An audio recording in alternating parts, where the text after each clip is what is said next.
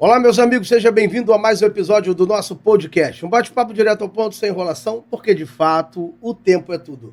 Hoje estou recebendo meu amigo Marcelo, ele que é advogado criminalista, veio aqui para, mais uma vez, na minha mesa, comentar e trazer, assim, um conhecimento, embasamento jurídico do que tem acontecido, não só na cidade de Maricá, tanto quanto no estado do Rio de Janeiro e também no Brasil. Marcelo, muito obrigado, te trago essa mesa para a gente bater um papo. Infelizmente, notícias que até atingiram a cidade de Maricá, né? O caso de feminicídio, um caso que ocorreu na cidade de Maricá, com pessoas conhecidas, uma triste notícia, e também o feminicídio que tem atingido o Brasil inteiro na sua totalidade. Marcelo, o que você tem a dizer para mim nesse primeiro momento sobre o feminicídio que tem avançado de maneira alarmantemente na cidade de Maricá e também no Brasil como um todo? Boa noite, Cisne. Boa noite à sua audiência. Então, eu acho que nunca se ouviu falar tanto em feminicídio e violência doméstica e familiar, contra a mulher principalmente, desde quando a Lei Maria da Penha foi criada em 2006, né? Então, a gente vê muito nos noticiários, em qualquer jornal que você coloca, na mídia, na internet. Esse caso é muito recorrente, muito recorrente. E eu vejo que cada vez mais está aumentando. Eu não sei se o que realmente leva as pessoas a cometer esse tipo de crime. Realmente eu não sei o que se passa na cabeça, principalmente do homem, né? Porque geralmente é o homem que comete esse crime. Eu realmente não sei o que se passa na cabeça dele para cometer esse crime. De fato, Marcelo, os dados e os números são alarmantes. Sim. E vem crescendo de maneira avassaladora e assustadora. E hoje trouxemos aqui, ou na verdade eu trouxe aqui o doutor Marcelo, ele que é advogado criminalista, especialista em toda essa área também, para trazer o embasamento jurídico e técnico, para que assim a gente possa nortear e também levar informações para todos com que nos assistem.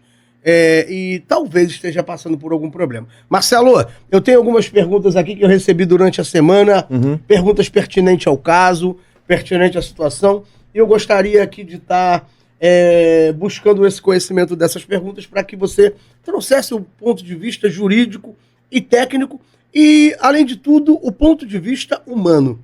Marcelo, vamos para uma primeira pergunta?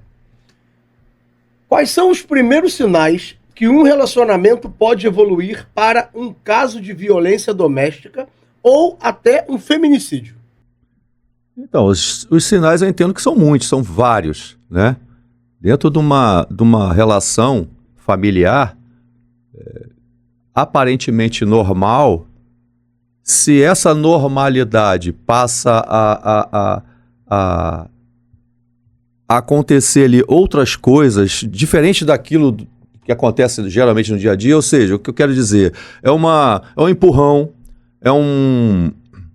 é quebrar as coisas na hora de uma discussão, né? A pessoa, no caso, o agressor, sim, quebrar as coisas dentro de casa, sair batendo porta, uma pegada mais forte no braço da mulher, tudo isso são indícios de que isso pode evoluir para uma violência doméstica mais contundente ou até mesmo um feminicídio, né? Positivo, Marcelo.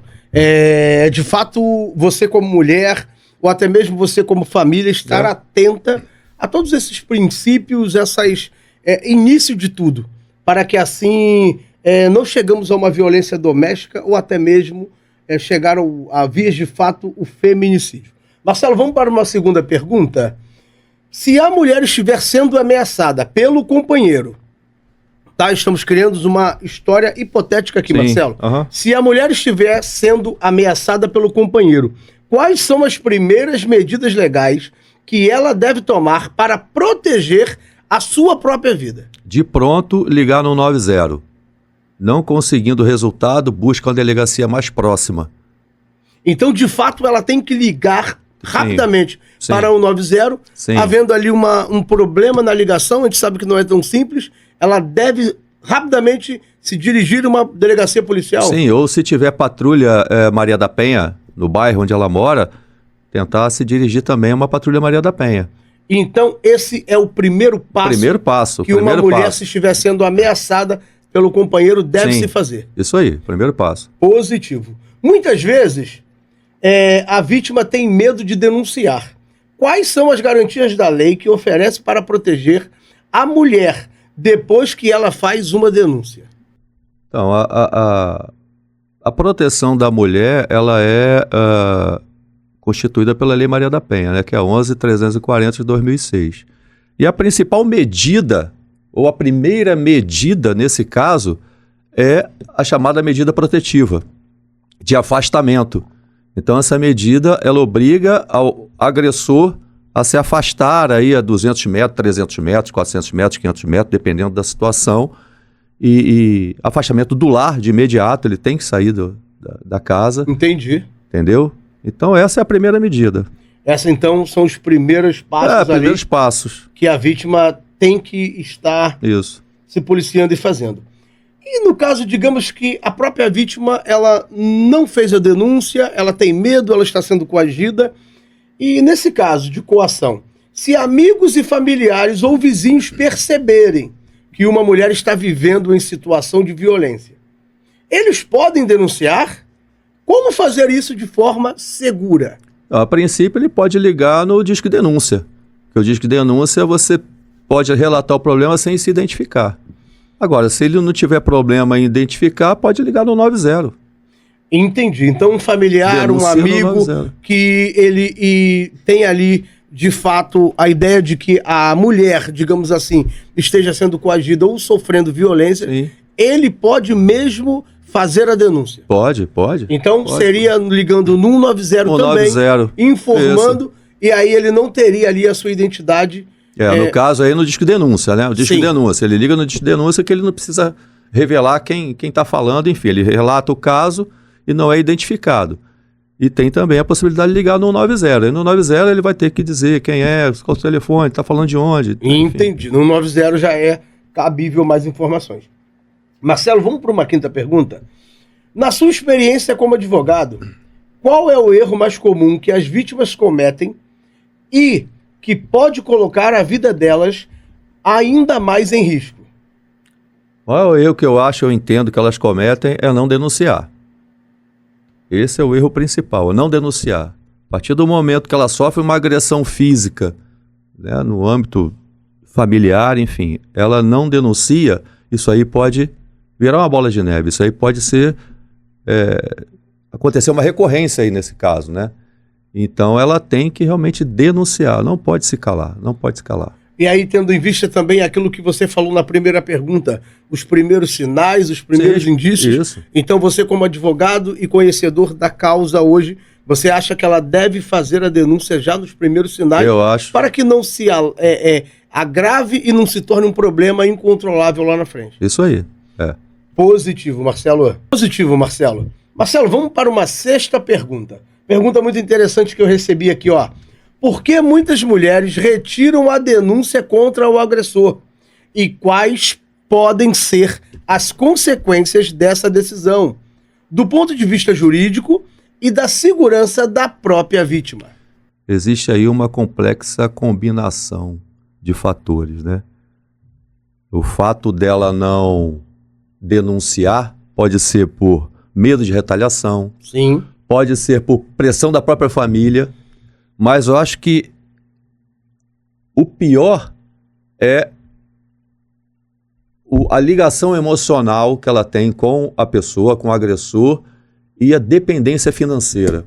Eu acho que dentre essas questões, né, seja ela o medo de retaliação, ou seja, enfim, outras questões, eu acho que o pior deles é a dependência emocional e financeira, porque muitas dessas mulheres dependem do marido para tudo. Então, talvez ela não denunciando, ela suporta a agressão em razão dessa dependência. Então, isso é muito ruim. É muito ruim, não resta dúvida. Então, um conglomerado de ações podem até privar até a própria vítima de assim denunciar, buscar ajuda, buscar apoio. E toda uma questão financeira, socioemocional, psicológica, familiar, psicológica, tudo. podem atrapalhar nessa questão? Pode atrapalhar, com certeza, sem dúvida. É muito interessante que você traz, porque quando a gente analisa... Ainda mais se ela não for uma mulher esclarecida, né? Porque isso acontece com muitas mulheres, inclusive as mulheres que têm um conhecimento maior, ela entende mais, enfim. Mas as mulheres que não são muito esclarecidas e realmente depende do marido, no caso do agressor, é muito difícil dela tomar essa atitude, né? Então, por isso que a gente vê a mulher sendo agredida constantemente e não faz nada, e não toma atitude, não denuncia. É verdade. E aí o grande perigo é fazer com que essas ameaças, essas agressões, no final, resulte num feminicídio às vias de fato. É interessante você estar alerta, não só você, mas todo familiar estar alerta, porque os números têm aumentado muito. Aumentado muito. Isso, infelizmente, a violência contra a mulher tem tornado-se um problema na sociedade. Ainda sou muito, assim, entendedor de que a justiça preza pela segurança feminina, tendo em vista que a mulher ela é mais frágil, tendo em vista que a mulher ela é, assim, o lado mais fraco de uma briga entre um homem e uma mulher, mas os sinais não podem ser desprezados. Eu entendo, Sidney, que a lei ainda precisa melhorar muito. Precisa melhorar muito para coibir esse tipo de situação, né? Para tentar, pelo menos, diminuir esse tipo de situação. Quando você traz de que a lei pode melhorar, o que exatamente poderia melhorar? Eu não sei, talvez aumentando a pena para esses casos. Positivo. Seria, né? Já que eu entendo, isso é um pensamento meu particular, que Sim. A Lei Maria da Penha ela é muito frágil, porque a mulher vai na delegacia, registra a ocorrência e vai fazer o requerimento da medida protetiva. Essa medida protetiva sai em 48 horas, o delegado dá medida protetiva para ela de afastamento do agressor do lar, enfim. Mas quem garante que aquilo ali vai impedir que ele volte... Exatamente, entendeu? Então, na verdade, ela tem ali uma segurança momentânea. Né? Segurança momentânea. Porque Marcelo... muitos cumprem aquilo ali, mas a maioria... tratam-se como nada. E o aumento da pena seria uma forma de que o indivíduo pensasse por duas vezes. Exatamente. Olha, a pena é maior, as questões são mais sérias. Marcelo, você trouxe à mesa também a questão de que o delegado em si, no seu exercício, ele em poucas horas ele emite ali um mandato de distância, uma medida protetiva. Isso. Essa medida protetiva, o cara foi lá e não respeitou a medida protetiva. Certo. Digamos de que a mulher agora está chegando na casa dela, ela tem a medida protetiva expedida pela polícia, pelo delegado, mas o indivíduo, o ex-marido, o ex-namorado, o companheiro, entenda-se como for, ele não respeitou. Essa mulher tem que ligar para o 90? Tem operacional para atender essa mulher na emergência? Porque se eu ligar, ou melhor, a mulher ligar e uma viatura for lá daqui 2 horas, o que pode acontecer em 2 horas? O que pode acontecer em 10 minutos? Como é que funciona isso nas vias de fato? Infelizmente, o efetivo não consegue responder tão rápido assim, né? Infelizmente. Ela vai fazer o que ela tem que fazer, ela vai ligar e aguardar. Não tem jeito. Marcelo, eu quero dar o ponto de vista, e é um ponto de vista humano. Não é um ponto de vista jurídico e nem técnico, porque advogado não sou. Mas você trouxe algo à mesa que é muito pertinente e de muita sabedoria, quando você traz de que aumentar as penas, tornar-se mais duras, para que o indivíduo, ele de fato seja confrontado com o poder da lei. Posso lhe fazer uma pergunta? É uma pergunta leiga. Nesses casos de que a mulher foi lá, a polícia comprovou, não é a mulher contar a história e a polícia aceitá-la. A mulher contou a história, a polícia comprovou as vias de fato do ocorrido, ou agressão, ou o que foi. Esse camarada agora que ele está com uma medida protetiva de se aproximar tantos metros da vítima, ele já não pode colocar uma tornozeleira no pé dele? Não, infelizmente não.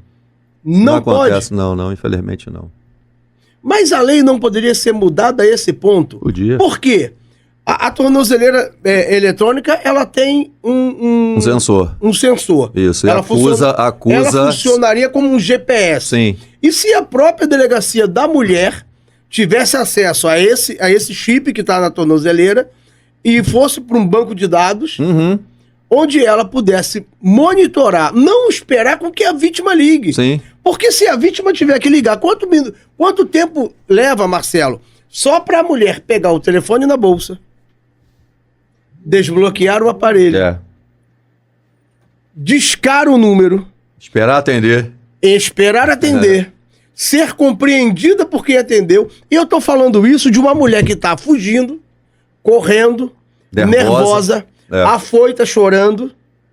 Olha quanto tempo leva se que pudesse criar. E aí eu tô aqui criando algo na minha cabeça, não tenho um embasamento jurídico, mas se pudesse criar, comprovado as vias de fato, ele agrediu, medida protetiva. Junto com a medida protetiva, ele ganha uma tornozeleira no pé, com que agora ele vai ter restrições com ela, para que possa monitorá-lo. Porque, primeira coisa, da mesma maneira que você falou, aumenta a pena. Ele avalia e fala assim, pô, a pena tá mais pesada, vale a pena eu ir lá e agredi-la? Segundo, eu estou com uma tornozeleira no pé. Para onde eu for, ele vai ser monitorado. Eles me sabem. Eles vão saber o caminho que eu fiz para agredir e o caminho que eu faço para fugir. Entendeu? Não é uma ideia, não sei se é a ponto jurídico, o que dá e o que cabe. Mas o que tu acha dessa ideia? Eu acho excelente. Se tiver algum deputado assistindo esse podcast, a gente pode lançar um projeto de lei para isso. Quem sabe? Porque eu acho de que, como você trouxe à mesa com muita sabedoria, é transformar mais duras o rigor da lei.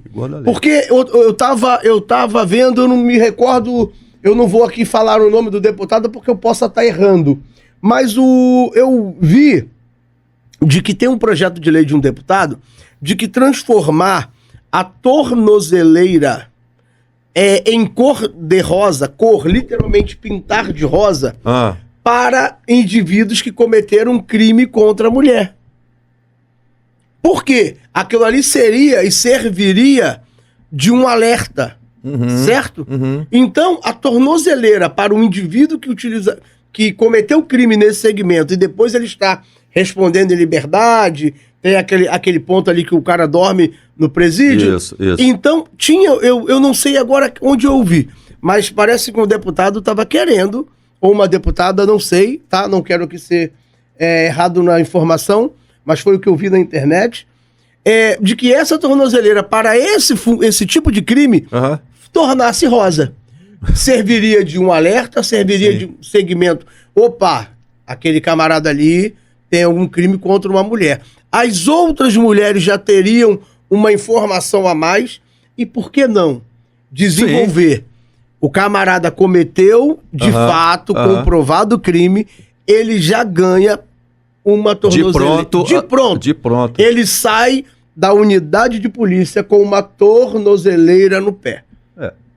Eu acho que seria excelente. É uma ideia. Sim, é uma ideia, ótima ideia. É uma ideia. Marcelo, e você que tem acompanhado tudo isso no teu escritório, tem visto muito esses números aumentarem?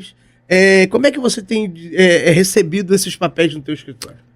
Como eu já disse anteriormente, né? Desde 2006 nunca se ouviu tanto falar na Lei Maria da Penha, né? Na violência doméstica e familiar contra a mulher. E a gente tem bastante caso lá, aparece bastante caso. Eu estava, inclusive, antes da gente entrar no ar, conversando com um amigo aqui de um caso de violência doméstica. Exatamente. Eu acho de que, Marcelo, o grande segredo é transformar a lei mais dura, a pena mais dura e mecanismos e dispositivos para que funcione melhor. E para inibir a ação do agressor, Sim. né? Inibir a ação do agressor. Foi desenvolvido um aparato chamado a Delegacia da Mulher para dar mais veracidade, rapidez, fluidez. Apoio, segurança. Não é isso? Para ela, então sim. foi criado para isso. E o porquê não de desenvolver uma tornozeleira de brinde? Não é para quem cometeu o crime, é para quem também pode ser um suposto criminoso. Marcelo, vamos para mais uma pergunta aqui, ó. Existem casos em que a violência psicológica é suficiente para justificar uma medida protetiva, mesmo sem uma agressão física? Como a vítima vai ter que comprovar isso? Então, a agressão psicológica, ela é totalmente favorável a uma medida protetiva, sem dúvida nenhuma, né?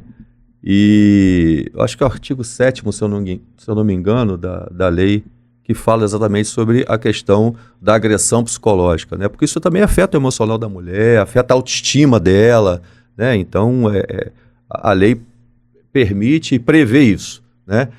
E como ela pode provar? Ela pode provar com áudio e vídeo, conversas de WhatsApp, testemunhas. Acho que o mais contundente seria testemunhas do caso, né? Então, são essas maneiras que ela pode... laudo psicológico, porque isso afeta muito o psicológico da mulher. Laudo psicológico, laudo médico psicológico também. Entendi. Tudo isso vai somar forças ali. Marcelo, vamos para uma nona pergunta. Mais uma pergunta que eu recebi durante a semana. Quais direitos os filhos de uma vítima de feminicídio ou de violência doméstica possuem? O Estado oferece algum tipo de proteção ou assistência? Então, os filhos das vítimas de feminicídio... Exatamente. Eles são considerados vítimas indiretas, né? Eles também sofrem aquilo ali, porque de uma hora para outra perdeu a mãe, perdeu a estrutura da casa. O pai foi o agressor. Né? A princípio foi o pai, foi o agressor. Matou a mãe e ele se vê ali vítima de toda aquela situação. E existem alguns institutos ou ONGs, enfim, que dão apoio a essas vítimas também. Acolhimento, proteção, dependendo dos casos, até dano moral é requerido nesses casos, enfim. E aí o agressor, a princípio, deveria pagar um dano moral para aquelas vítimas, no caso as crianças. E hoje não existe uma lei específica que trata da proteção dessas vítimas e tal, mas existem alguns projetos de lei que estão sendo criados para tentar amenizar isso, né? Para tentar dar esse suporte, esse acolhimento, essa proteção, principalmente aos filhos, né?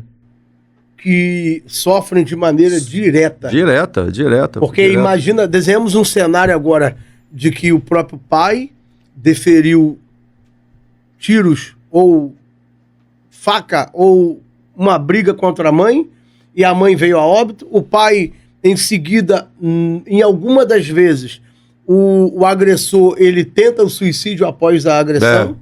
Né? Esse cenário ele repete algumas vezes.